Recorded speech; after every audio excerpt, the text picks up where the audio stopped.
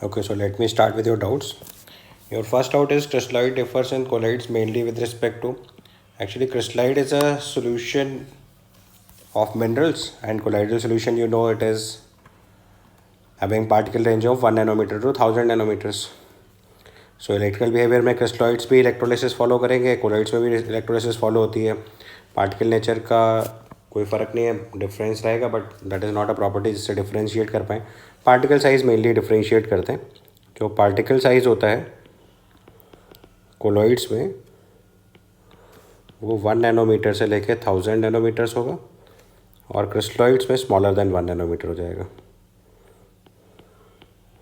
Crystalloids में less than 1 nanometre. Solubility wise is also little difference. True solution बनेगा crystalloids के साथ, colloids के साथ भी डिस्पर्जन मीडियम में रिजॉल्व करेगा. It will be varying with respect to lyophilic colloids है कि लायोफोबिक कोलॉइड्स है. तो लायोफिलिक कोलॉइड्स होगा तो very much close to crystalloid होगा, लायोफोबिक कोलॉइड्स होगा तो डिफरेंट होगा. तो मेनली पूछा गया है तो it is particle size. Okay, your next question is from radioactivity. C1 is the concentration of carbon 14 in the sample taken near nuclear site and C2 is the concentration of the sample taken away from the nuclear site. तो देखो क्या कर रहे हैं कि हम एक sample की लाइफ प्रेडिक्ट करना चाह रहे हैं. तो अगर आप एक सैम्पल की लाइफ प्रेडिक्ट करना चाहते हो तो उसके अंदर जो कार्बन 14 कंटेंट प्रेजेंट है अभी, उसकी कॉन्सेंट्रेशन हम लोग एज्यूम कर लेते हैं, लेट्स से C0. ठीक है. अभी क्या कर रहे हैं कि नियर न्यूक्लियर साइट अगर चेक करेंगे तो वहाँ पे जो उसकी एक्टिविटी दे रखी है वो दे रखी है आपको C1, और अवे न्यूक्लियर साइट में इट्स C2, राइट. क्योंकि जो आपने सैम्पल अभी यहाँ से फाइंड आउट किया है उस सैम्पल में जो कार्बन 14 की कंटेंट है वो अभी करेंट टाइम में ग्रीन प्लांट के अंदर क्या प्रेजेंट है C1 C2 वो आपको पता है. और जो सैम्पल में एक्चुअली C0 है वो तो आपको पता ही है. या अगर आप C0 से कंफ्यूज हो रहे हो तो उसको C लिख लो, because this is not the initial one, this is the concentration which is present right now. और you may say it in terms of activity also, because in the question concentration दिया इसलिए मैंने concentration लिया. सो C14 की concentration eight T=T पे given है. और near nuclear site जो C1 और C2 एक्टिविटी दे रखी है ये ग्रीन प्लांट के लिए हो गई बेसिकली. तो अब जो नियर न्यूक्लियर साइट होगा वहाँ पे एक्सप्लोजन्स होने की वजह से जो ग्रीन प्लांट होगा उसके अंदर कार्बन 14 कंटेंट बढ़ चुका होगा, मतलब रेडियोएक्टिव कंटेंट हायर होगा. और अवे न्यूक्लियर साइट पे वो वैल्यू एक्चुअल होगी जो होनी चाहिए. तो इसका मतलब इस वुड की अगर हम एज निकाल रहे होंगे तो जो एक्चुअल एज पता चलेगी वो अवे न्यूक्लियर साइट पे पता चलेगी, और जो मतलब डिस्टॉर्टेड एज होगी या जो एररस एज होगी वो हमें न्यूक्लियर साइट पे मिलेगी. तो पहले हम दोनों की एज अलग अलग कैलकुलेट कर लेते हैं. तो अगर हम नियर न्यूक्लियर साइट कैलकुलेट कर रहे हैं तो नियर न्यूक्लियर साइट में ये वैल्यू अगर T1 है तो this will be equal to 1/λ ln of C1/C. और अवे न्यूक्लियर साइट में इसी चीज़ को कैलकुलेट करेंगे तो ये वैल्यू T2 हो जाएगी 1/λ ln ऑफ C2/C. तो अगर दोनों का डिफरेंस निकालेंगे T1 माइनस T2 तो यह जाएगा 1/λ ln ऑफ C1/C2. ठीक है, इज दैट ओके. और जो नियर न्यूक्लियर साइट होगा वहाँ सर्टेनली C1 की वैल्यू C2 से ज़्यादा होगी. तो अगर C1 की वैल्यू C2 से ज़्यादा है इसका मतलब ये पॉजिटिव वैल्यू है. तो इसका मतलब आपको जो सैम्पल नियर न्यूक्लियर साइट पे होगा वहाँ पे एज ज़्यादा फाइंड आउट हो रही होगी, क्योंकि जो आपको इनिशियल अमाउंट है वो हम एक्स्ट्रा मान के चल रहे हैं. So your answer will be B. समझ आया? Because C1 is certainly greater than C2, क्योंकि जो भी एक्टिविटी न्यूक्लियर साइट पे होगी वो अवे फ्रॉम न्यूक्लियर साइट से हमेशा ज़्यादा रहेगी, क्योंकि न्यूक्लियर साइट पे न्यूक्लियर एक्सप्लोजन होने की वजह से जो रेडियोएक्टिव सब्सटेंसेज है उनका कंटेंट बढ़ चुका होगा. सो C1 will be greater than C2. इसका मतलब T1 माइनस T2 पॉजिटिव है, तो जो T1 है वो T2 से ज़्यादा होगा, यानी एज नियर न्यूक्लियर साइट हमेशा ज़्यादा काउंट होगी as compare to away from the nuclear site. So इसका आंसर विल बी बी. ठीक है, ओके. चलो next question is peptidation involves, it's given, peptidation of the precipitation of the colloidal particles,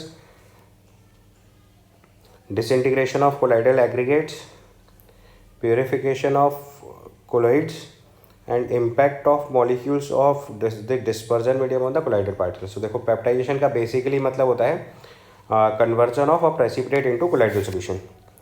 सबसे पहले तो अगर कॉन्सेप्ट समझना है तो peptidation is conversion of precipitate to colloid. और ऐसा करते कैसे हैं? By addition of some electrolytes, जिनको पेप्टाइजिंग एजेंट बोलते हैं। तो पहले केस में लिखा है preparation of colloidal particles, correct answer. Precipitation of colloidal particles, तो ये इनकरेक्ट हो गया। डिसइंटीग्रेशन ऑफ कोलाइडल एग्रीगेट्स, ये भी इनकरेक्ट हो गया। प्यूरिफिकेशन टेक्निक ये है नहीं।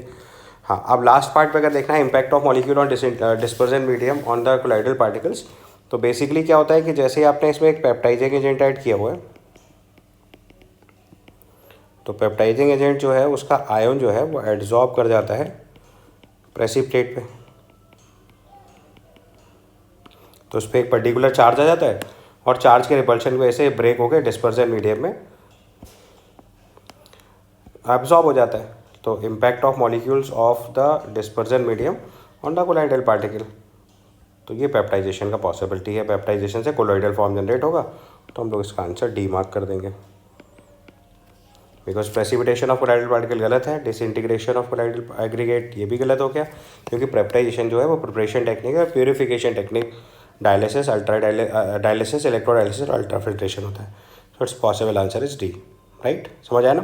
पेप्टाइजेशन प्रोसेस में प्रेसिपिटेट से कोलॉइड बनाना होता है। इसमें आपने इलेक्ट्रोलाइट ऐड करा तो आयन जो है वो एड्जॉर्ब होगा, एड्जॉर्ब होने की वजह से आयन ब्रेक होकर फर्दर कोलाइडल रेंज में आएगा। तो जो डिस्पर्जन मीडियम है उसके पार्टिकल जैसे कॉन्स्टेंटली जब उस पर कोलाइड करेंगे तो ब्रेक करके स्मॉलर पार्टिकल साइज में कन्वर्ट कर लेंगे और कोलाइडल फॉर्म क्रिएट हो जाएगी।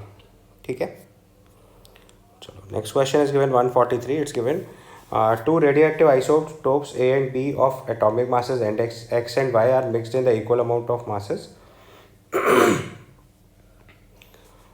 After 20 days, their masses ratio are found to be 1:4. Isotope A has a half-life of 1 day. Half-life of isotope B is, तो देखो दोनों अगर isotopes हैं तो इसका मतलब दोनों के मास नंबर सेम हो गए। So A and B have same mass number. तो जब दोनों का मास नंबर सेम है तो जो आपको मास रेशियो दे रखा वही मोल रेशियो हो जाएगा। तो A/B के लिए मोल रेशियो जो है वो 1:1 ही हो गया, क्योंकि मास सेम है और मोलर मास भी सेम है। उसने बोला है after 20 days the mass ratio is found to be 1:4। तो फिर से मोल रेशियो अभी भी वही आएगा। तो मोल रेशियो विल ऑल्सो भी 1:4, राइट। तो उसने बोला हुआ था half life of A is 1 day, then the half life of isotope B is, तो 20 दिन बाद ये चीज़ बोली गई है। और isotope A has half life 1 day, तो A की हाफ लाइफ हमारे पास 1 डे है, तो 20 दिन बाद कितना होगा ये निकाल लेंगे हम लोग। अगर 1 डे है तो स्टार्टिंग में अगर हम लोग इसके मोल्स लेट से दोनों के A एज्यूम कर लें और फाइनली ये लेट से B हो जा रहा है, तो ये 4B हो जाएगा। ठीक है, तो A से B कन्वर्ट हुआ हमारा 20 डेज़ में। तो अगर हम इसका सिंपली हाफ लाइफ वाला फॉर्मूला अप्लाई कर दें तो it will become 1/T lambda equal to 1/T ln of C0/C लिखना पड़ता है। तो यहाँ पे लैम्डा की जगह लिखेंगे 0.693/T half into 1/T into ln of C0/C means A/B basically. दूसरे केस में आपको हाफ लाइफ लिखनी है तो इट इज़ 0.693/T हाफ मान लेते हैं। आफ्टर 20 डेज ये हो गया ln ऑफ A/4B। ठीक है, यहाँ तक ओके। आपको बेसिकली रिपोर्ट करना है T कितना है।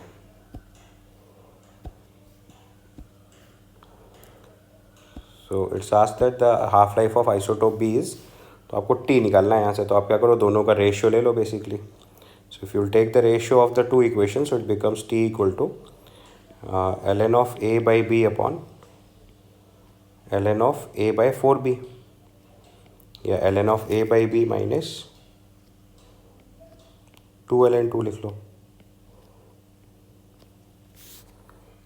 ऐसे लिख सकते हैं।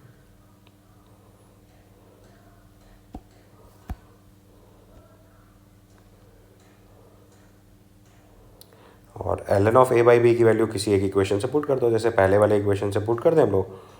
तो फ्रॉम फर्स्ट इक्वेशन से आप ln ऑफ A/B की वैल्यू निकालेंगे तो ये 0.693 इंटू 20 आ जाएगा।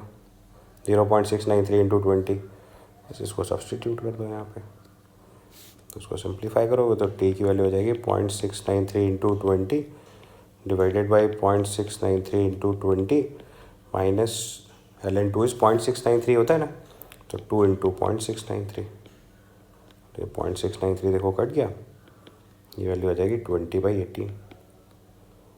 इसको सॉल्व कर लीजिएगा, अप्रॉक्सीमेटली 1.1 समथिंग आ जाएगा। 20 डिवाइडेड बाई 18 करिए, 1.11 समथिंग आ जाएगा। डी आंसर लेते हैं, अप्रॉक्सीमेटली 1.1 डे, तो इसके हिसाब से आपका आंसर जो है पॉसिबली डी आ जाएगा। ठीक है, क्लियर, सिंपल कैलकुलेशन पे